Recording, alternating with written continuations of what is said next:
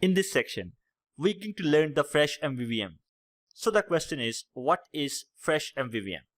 Well, in the simplest form, Fresh MVVM is simply a framework for developing Xamarin Forms application. It allows you to take your complex Xamarin Forms code and break it down into simpler and more manageable pieces. Fresh MVVM relies heavily on design patterns to help promote loose coupling and separation of concerns.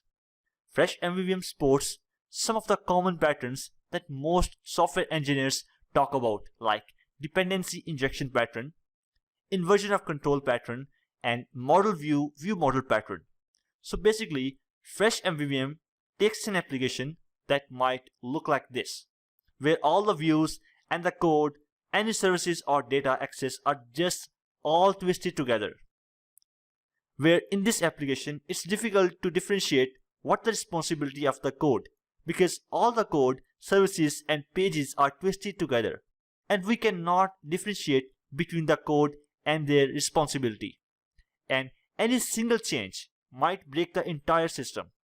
On the other hand, if we talk about the Fresh MVVM, then we will create an application in a well-structured way, where the major identical areas of the application have been identified and separated from the other functional areas of the application.